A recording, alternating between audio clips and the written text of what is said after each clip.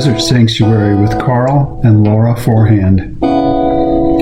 Often when we have doubts about religion, or we want to be contemplative, or simply ask questions, it can feel like we are wandering out into the desert. We would like to welcome you to our sanctuary, the Desert Sanctuary.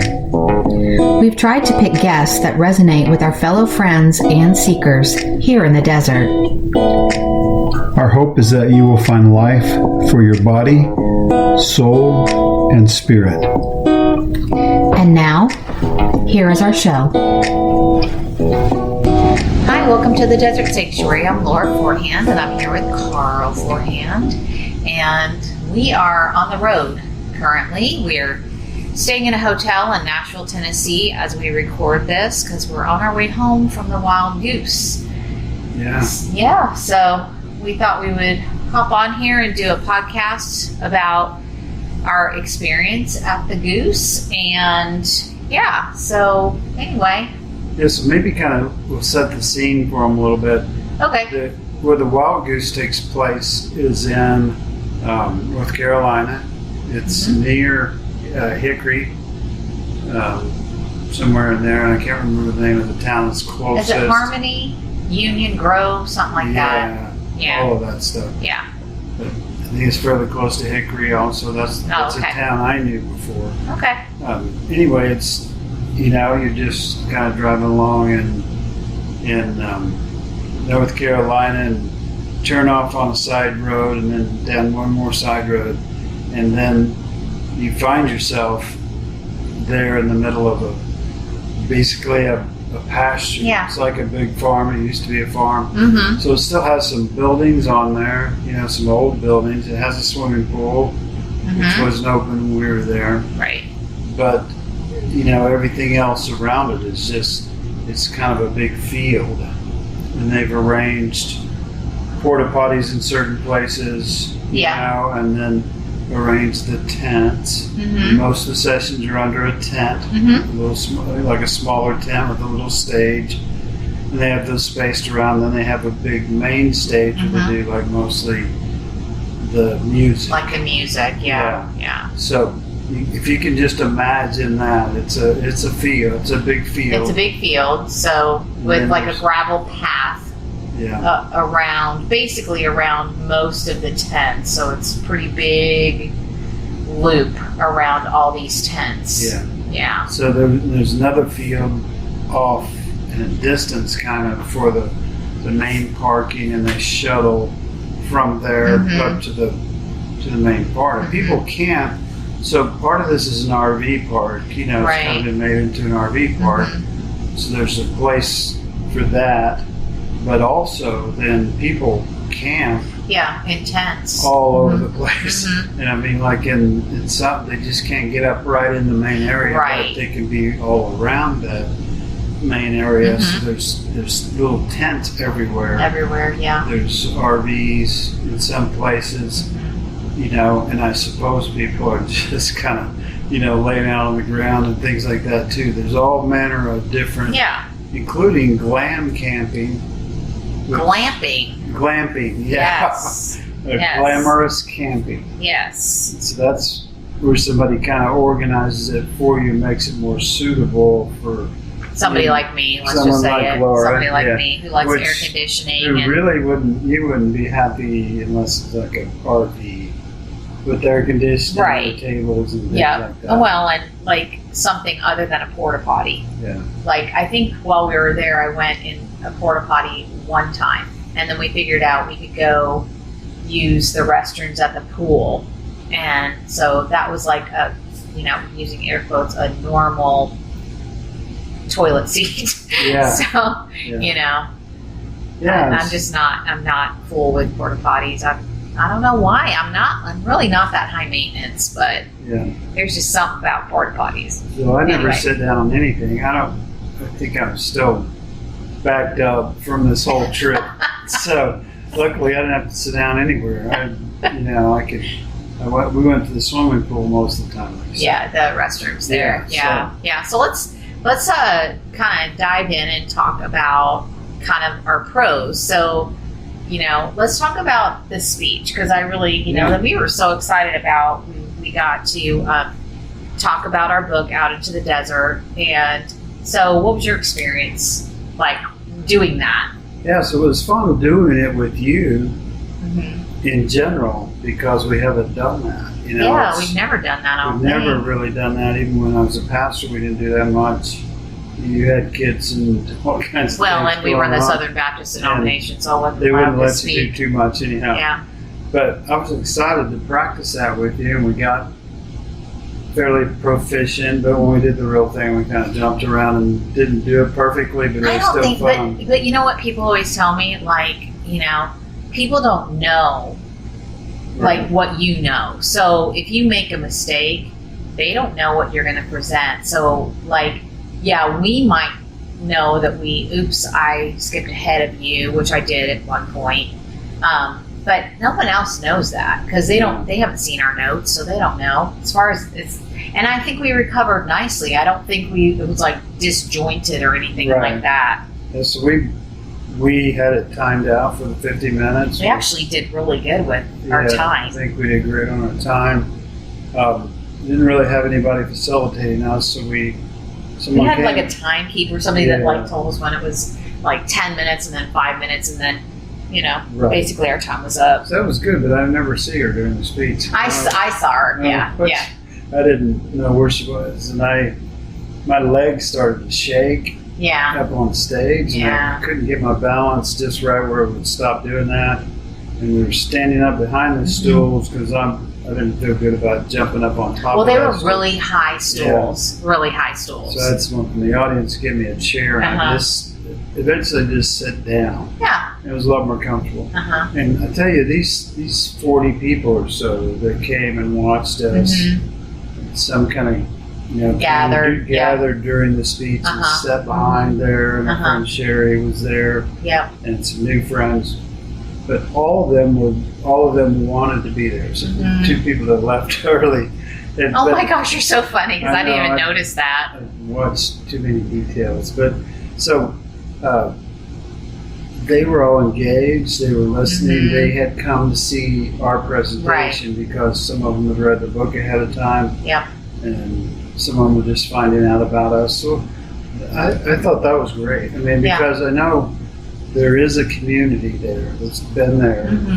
People of this the 10th time to go to the Goose, and so it has its own community. It really does. I was a little worried about that we wouldn't find immediate acceptance, or like one person would show up.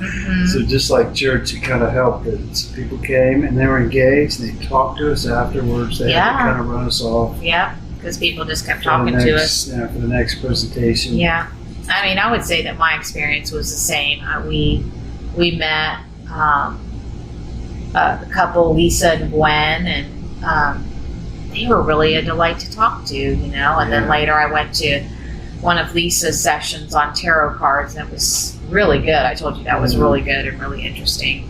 And I'd like to talk to her more about that, since she knows a lot about it. But I mean, I'm with you. I thought that people seemed really engaged. I felt comfortable up there talking, because I don't know. I guess I just kind of get to the point where it's like, this is our story. Not everybody is going to 100% agree with it. But I really felt like a lot of people in the audience were shaking their heads yes. People stopped us afterwards and told us, like, because we went through the first 10 chapters and basically said what the name of the chapter was. And this one husband was telling us every time we said the title of a chapter, he looked at his wife like, yep, I remember that. I remember going through that in church. So, I mean, I wasn't too terribly nervous before. I must have been a little bit nervous, because I did lose my place in my notes. Like, my eyes just weren't focusing on my notes very well, and so I did kind of jump ahead of you at one point. But you recovered nicely. Nice job, and we got it done. So, what about the book signing? So we did the book signing inside the bookstore tent, and it was still fun. Yeah. There's like I said, there's a community already there. Mhm. So Brian McLaren's a big star there, and I'm sure people Yeah. are looking for his books and so Sure. on. But we sold a few books, talked to Yeah. a few people, and one person talked to you for most of the whole hour. Mhm. But it was fun and engaging. Got to engage with other people. And Right. someone tried to pray for me or something. I don't know I'm not exactly sure what she was going. trying to do, I'm not but sure exactly what was going on there. we'll kind of get into that. It had to do with, you shared with her that you had had a stroke like 18 months ago, and she just, It was interesting. What was it?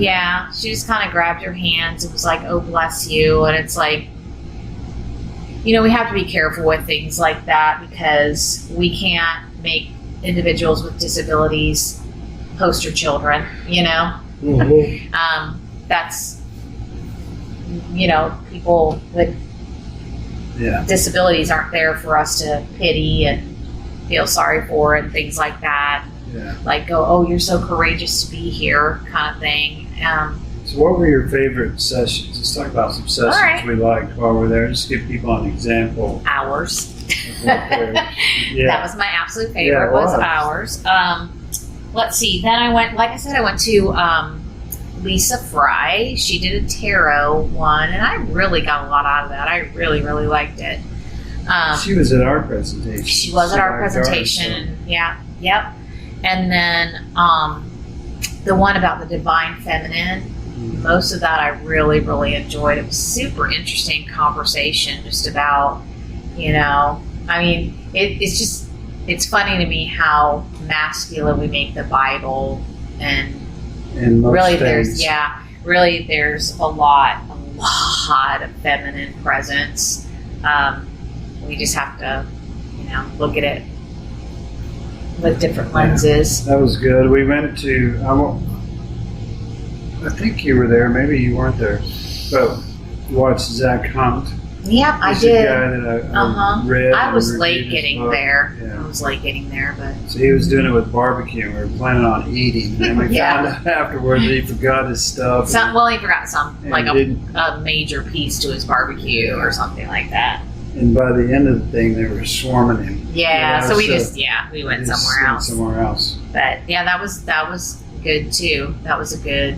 Now, what about the podcast? So, Like Sherry's? Mhm. Yeah. Oh man, that was really good. So Sherry Palace, who is a dear friend of ours, does Fireside Creators. Thank you. I didn't want to say it wrong. Fireside Creators every Tuesday, and she did what's called the Goose Cast. Mhm. You're gonna have to stop yelling. So I'm sorry. It was just a live version of Yeah, her podcast, but it's at the Goose Right, Cast. Right, So, and so she had a trans woman there, and she had a black pastor, That's a and then woman, she yeah. had woman, It's also a and woman. then she had two two white guys. white guys. Well, they were pastors, I guess. Yeah. Or I guess they're pastors. I don't know. Yeah. But man, they were just talking about a lot about inclusivity and How to initiate social justice yes. in your community. Mhm. So there's a lot of talk, about how to approach people. The trans woman Mhm. was the most interesting to me. Me too. I mean, yeah. because she was so knowledgeable,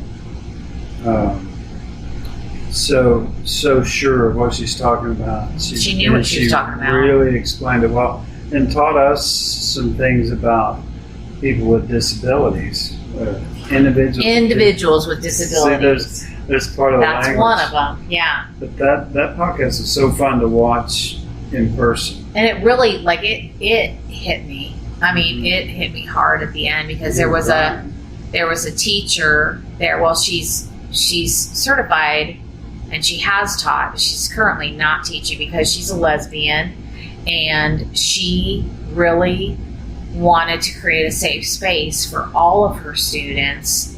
So, I know we go into school and we assume that all our kids are straight. Mhm. And they're not, Right. not even some kindergartners and first graders and second graders and third graders. They are wrestling with their identity, and school is, in most places, is not a safe place. And so she brought up how the question, how can we make these places, these schools, how can we make schools safe? Because right now schools are under so much attack. I mean, even when I teach, I'm like, oh, can I bring a book into my classroom that has 2 dads or 2 moms? I don't know. I mean, part of me just, I try to be inclusive, excuse me, in every other way. I have books about, that have, kiddos in wheelchairs or deaf or blind, that are Asian or black or, maybe even, biracial, whatever. I try to have as much representation in my classroom as possible, but that's one area that I lack representation, and it really bothers me. It really, really bothers me, because not at the school I'm going to, but at my previous school, I had a girl in my class who had 2 moms. So where's her representation? So that just really got me. And I just broke down and started crying afterwards, because it's just really something like, I want all my students to feel safe and loved, and, especially safe. Like, this is a safe space. And that's my job. Like, we have classroom jobs, and my job never changes. My job is the safekeeper. That's my job as their teacher. They get to be line leader and menu helper and calendar helper and all the things. But my job never changes. My job is to keep them safe in my classroom. But I'm like, if there's a child in my class that is having some gender identity issues, or they have 2 moms or 2 dads,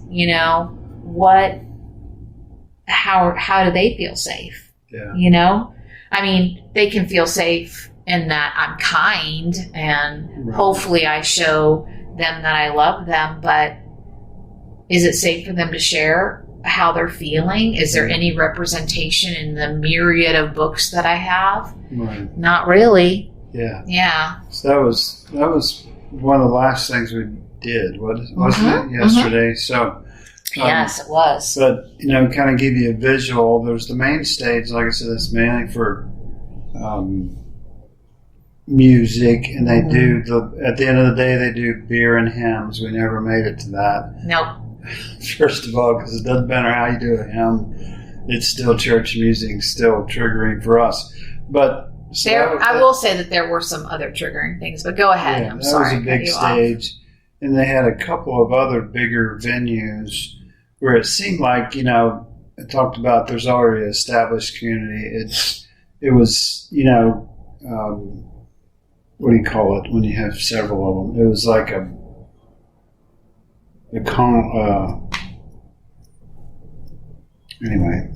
panel. Oh, yeah. So it'd be like a panel. Okay. It'd be people Gotcha. like Brian McLaren, and people that they... Kind of like how Sherry did her podcast, right? She had 4 people there. Right. Gotcha. But it would be more of the known people in this community. So obviously they're bigger. But then there was a lot of, 20 to 40 people in tents all around, in small tents, like healing arts and those kind of things. One was called the library. Right. It was kind of small. We were in the forum. That was about a 40 person. Yeah, and those were all little small tents around. Yeah. And they kind of had them spaced out so that you didn't have hearing problems between them. And there's, of course, booths and food trucks. Food trucks, yeah. And all of that kind of stuff scattered around. It's a pretty big operation, I would say. It's a big deal. It's a big deal. Yeah. So a couple of thousand people or so. I don't know how many eventually showed up this time, but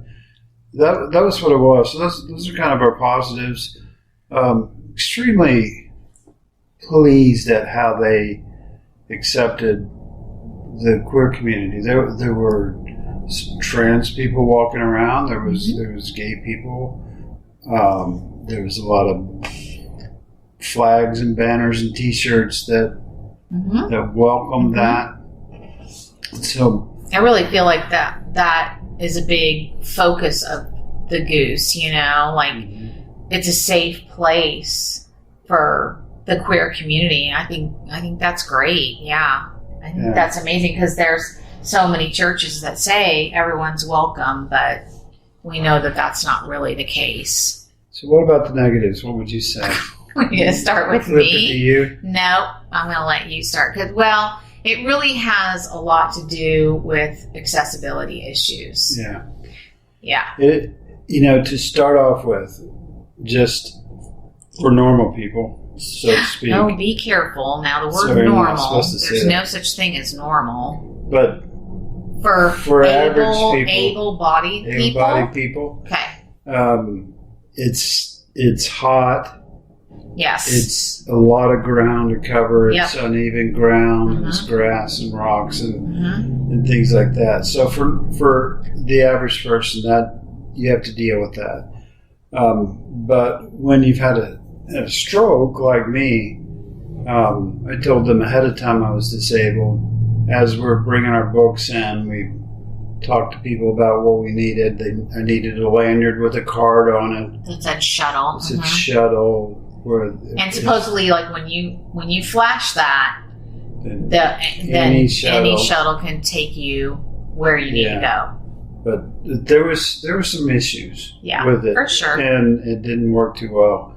So we would usually end up saying, "Okay, we got to be at that tent that's about a quarter mile away."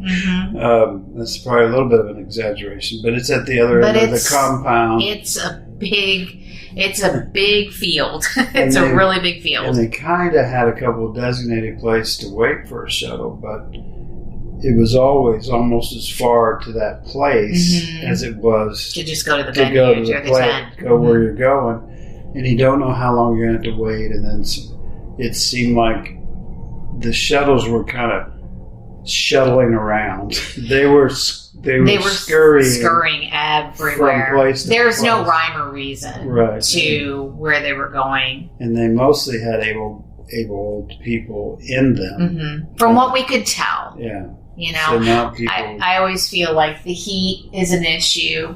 And, so like for me, I'm not a fan of that kind of heat. So I can see anybody wanting a ride. Absolutely. In that kind of heat. But we pretty much missed it every time, Like, here's the thing, though, I want to say about that. It's not that we missed it. People literally drove by you when you were whistling at them and showing your shuttle badge. Yeah. One time they almost ran over my feet. Yeah. People literally did not look at you. Yeah. And that was the disappointing part for me. Yeah. It's not because to say that we missed it means, we just didn't get to the stop on time. That was not the case at all. Right. There were many times we were standing right there on that path and you were whistling at, a shuttle coming toward us, flashing your badge, waving it in the air, and they literally turned the other way. So now, maybe they didn't see us, but for me, that's a problem. So for me, a person with a disability, most days I spend in a small town. I'm able to drive my car. And you've driven at least half. And my responsibilities have more to do with riding, washing the dishes, taking the dog out, and I can get in my car and go to the drugstore or if I need to run an errand. So you can do your activities of daily living. That's the way I look at it. So you can do all those things. I've kind of discovered those, but I got a real feel, for the real world this weekend, and for the real world of the disabled community. Right. And so it just kind of, to use a neutral word, it sparked Laura and I both, and to be honest, it made us frustrated, and then we had to work through that today Really all with weekend. that Really all weekend. Yeah, that residual frustration, being hot, and then being dehydrated, and all those things, and just kind of an awareness growing, especially after that podcast, of what it means to advocate for yourself, for other people, and things like that. Well, because Sherry specifically asked on that podcast, she said, are there any other groups that, we neglect for whatever reason? And she, or somebody from the audience yelled, people with disabilities. And then so they started talking about that a little bit, but, and they basically said, any group can, there can be some, I don't know what the word is, but some issues with several different types of groups, not just like the LGBTQ community or women or, individuals with disabilities. But anyway. On the way home, we couldn't find the podcast to listen to, so we listened to our own podcast. Listened to two whole episodes. We used to couldn't hardly do that, because you got to listen to your own voice. Right. But, we said, well, actually, you said that we would love to be on other people's podcasts, and I think we have a lot of wisdom to share. I think we, there's. I like the way we do it. This is a little awkward tonight. It's a different setting than we're normally in, and so on. But I think our podcasts are good. Aside from my coffee. And aside from every time I start talking, Karl's over here yawning. So apparently I'm super engaging. I'm tired, not to make an excuse, but anyway. So I'd encourage you, if you didn't do it, go back and listen, because we taped the practice session for our speech that we gave. Right. And, it may be smoother than when we actually delivered it, but it's the same information. We went off the almost exact same notes. Okay, so let's talk about, so what were some of the issues, like specifically where you felt like, aside from, or maybe the shuttle was the main thing, but like what were some of your issues with? Yeah, I think people generally, this is just the feeling I get, and especially when the terrain's uneven, I'm looking down more than I'm looking up. But I think people in general look at me, and they usually, it's mostly pity. It's like, and they want to hold the door for you, and I really don't need them to hold the door, but that's what they want to do, to be nice, and so on. But they have that pity, but they don't know what to do, and I think that's kind of what we felt this weekend, even though we're around a bunch of good people, people with good hearts and so on. But still, they didn't know how to help us. They could see us trekking across the thing and not moving. It's not very fast for me at all in uneven terrain. But no one went out of their way to help me. Not because I don't think they're mean. No, I don't think they're bad people. I think people just don't know what to do. However, and I agree with you, but after talking with one of the people that was part of the ADA team, I just shuttles going by and seeing you struggle to walk and not stopping.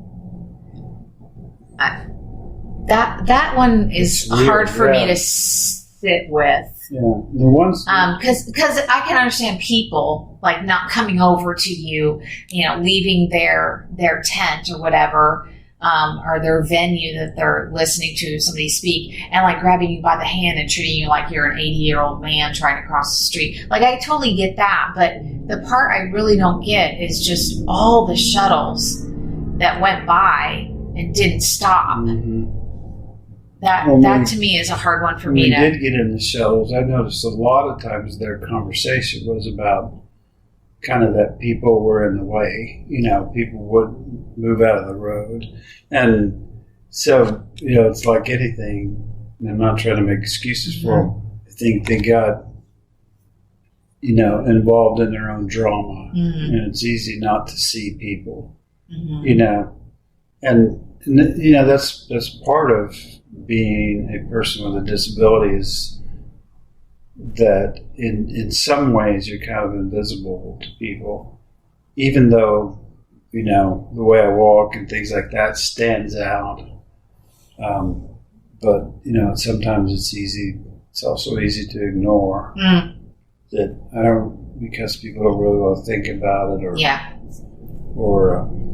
things like that. I suppose. We've kind of talked about that on here before. It's like anything that's awkward. We don't want to sit in that for very long. Yeah.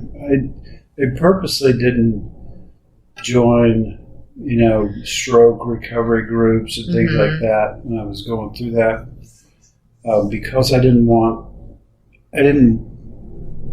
to know too much what to expect. I wanted, when I was going through rehab and so on, and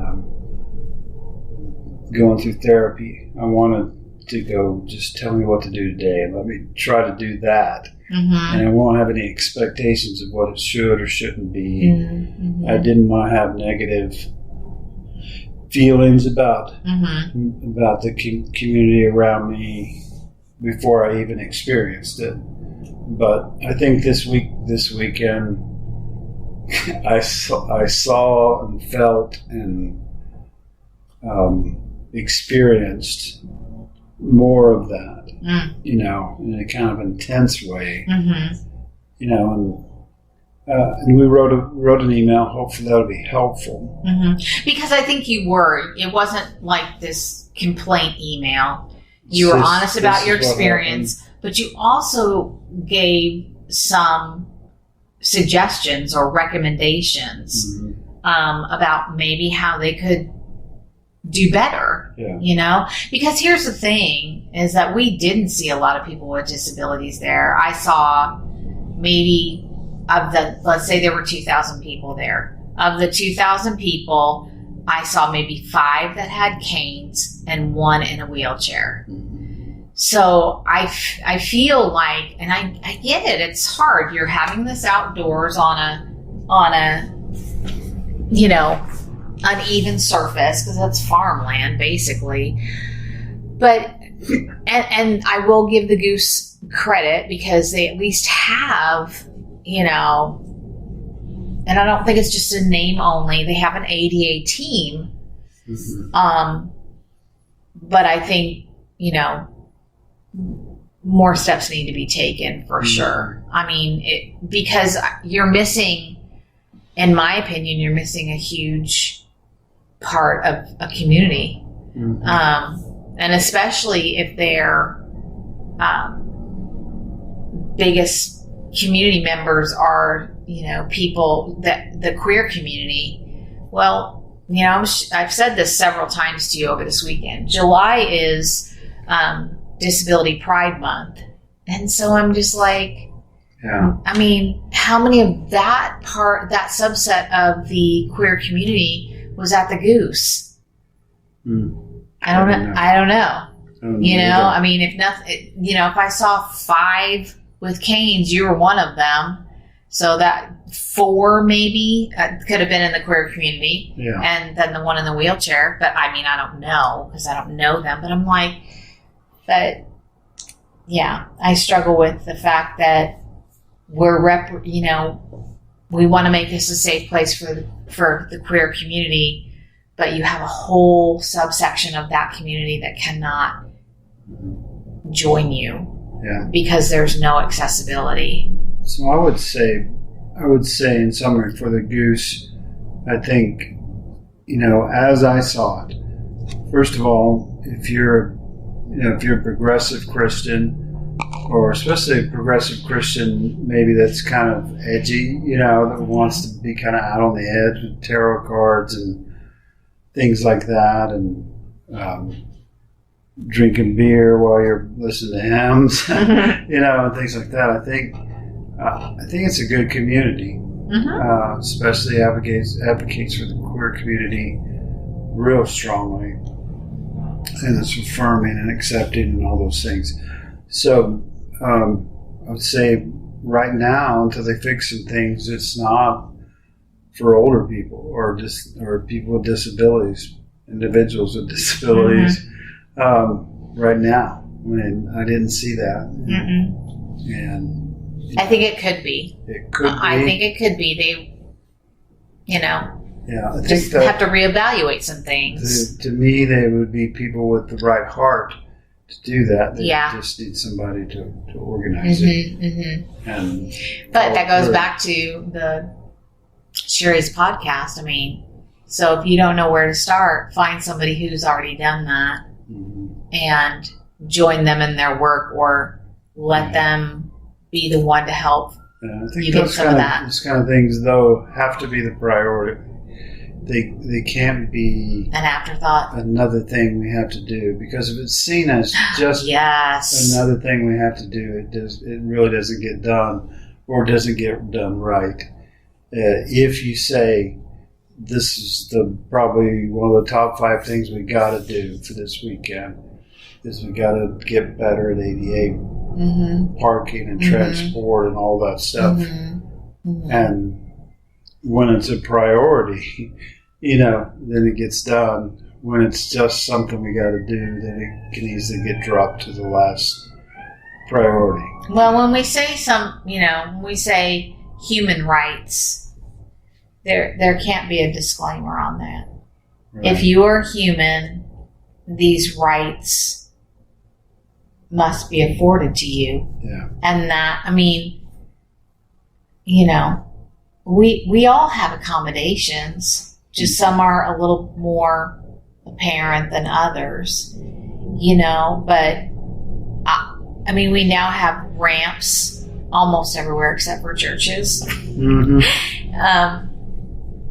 I benefit from those too, and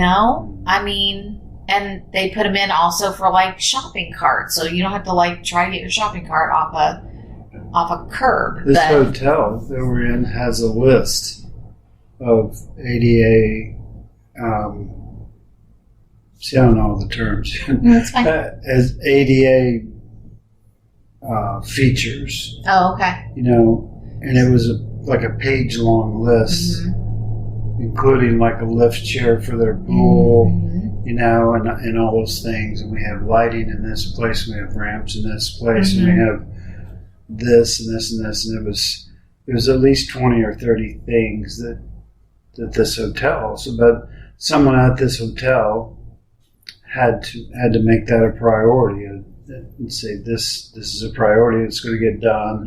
We're going to put resources to it, and we're going to, maybe only 5% of our guests are disabled, but it's a priority for us, and therefore then it's a good experience for us. The other part of that too is, with the Americans with Disabilities Act, laws were put in place to make sure public establishments like this hotel must have these accomanations.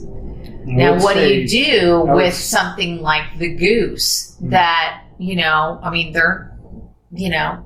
not run by the city or owned by any government, Yeah. So what do you do? Yeah. And I would say Perkins, we stopped by a Perkins today, they had a good sandwich, but ADA was not a priority there. There's only it was a really, they probably just had the basics things really, that they really have. popular place, but they only had a few, the lady with the wheelchair and us parked in the side lot. They didn't have any, that's right, they didn't have any parking like they had like 2 spots. Right. Oh my gosh. And I forgot about that. this place is packed, So, us and that other lady at least. At least that we know of. And when we were going out, there was 3 people riding a row, one with the wheelchair, one with the cane, and one with, what do you call this, the walking sticks. Walker. Like a walker? Yeah, maybe it was It was a walker, yeah. And then us. And so, there's plenty of people with disabilities. So anyway. I think one other thing we didn't mention too, because of that uneven terrain, like you broke your cane. We had to stop and get you a new cane. Yeah, it was. So my cane, I glued it one time and then duct taped it, and then I glued it real well and duct taped it real well, and it's been for about 6 months, been great. But with all that walking and going up, it's like it just kind of snapped it on the top. Yeah. So we had to get a new cane. No saving it. Yeah. Yeah. So that was my That was closing remarks on Friday night. I think to one of our friends is that I walked so much I broke my cane, and she talked to someone and it didn't appear to help. Yeah. But anyway, anything else before we go? Any last words? I don't think so. I mean, the Leaning Forward book is coming out. oh yeah. It's really already out there on Amazon. The book is. The Kindles, it'll be August 15th. Yeah. That's the actual release date. We want to make a big deal. And we really did love talking about Out into the Desert at the Goose. So, I don't know if there's anybody out there that needs us to come speak. That's right. That's about our book, but man, we would love to. We would right? love to. Yes. Love to come speak. Yes. We're not as difficult as we sound. I mean, that's me. I'm the difficult one. No, I don't think it's. Here's the thing, and that's why a lot of times things don't get done, because you just said don't make accommodations an afterthought. But when you say, well, I'm just, I'm needy, I'm a problem, Right.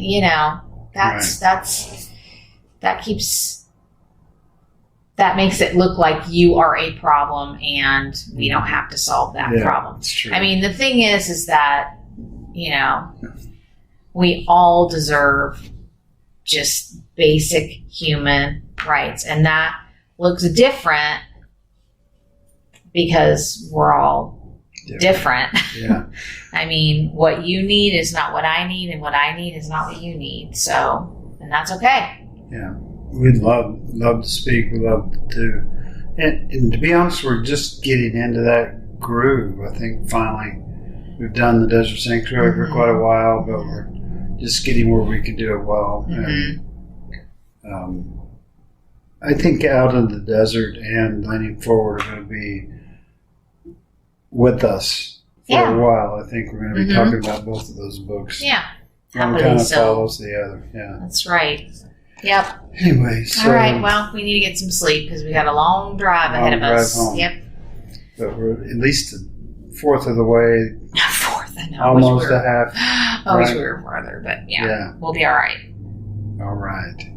So thanks for listening in.